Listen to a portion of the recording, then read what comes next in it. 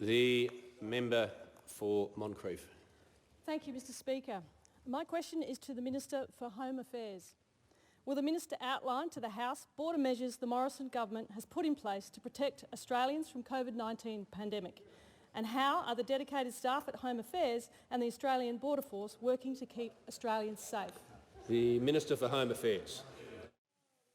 It's not over yet, Bergie. Thank you very much, Mr Speaker. I want to say thank you very much to the member for Moncrieff and start by acknowledging the wonderful work that she's done at Southport, where she, through her advocacy, has been able to encourage the government to open another border clearance station there, which will bring a lot of jobs and economic activity to the Gold Coast. So it really is a very good outcome, Mr Speaker. Obviously, all of us are incredibly proud of the work that the men and women of the Australian Border Force have done at our borders over the course of the last couple of months.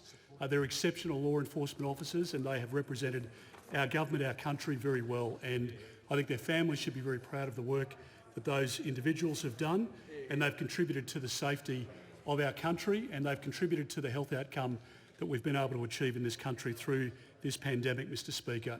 In addition to that, I want to pay tribute to the officers at the Department of Home Affairs, many of whom have been involved in all different aspects of the Home Affairs response to this pandemic, but also many that have gone across to Services Australia and to other government departments to try and supplement the support there to provide early access to payments for Australians that are in need. And also, Mr Speaker, I want to make mention of the Australian Federal Police officers who around the country obviously have been involved in frontline services, but in particular almost 100 officers who have gone to the Northern Territory to provide support to the Northern Territory Police to help protect Indigenous communities from the COVID virus there.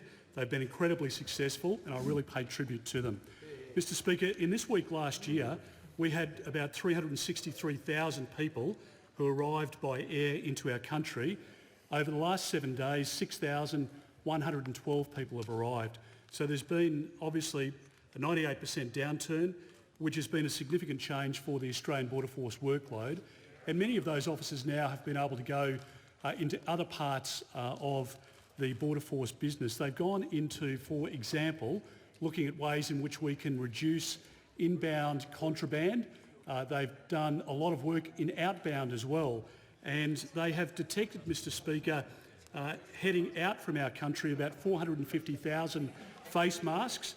They have detected 142 consignments containing over 9,000 units of hand sanitiser.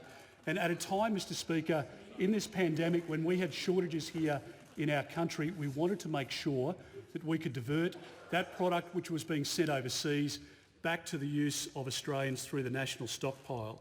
And they have been incredibly successful, and again, they should be very proud of the work that they've been able to do. So I thank them for their service. I say to all Australians, we should be very grateful for the way in which they quickly enacted the government's direction to close our borders.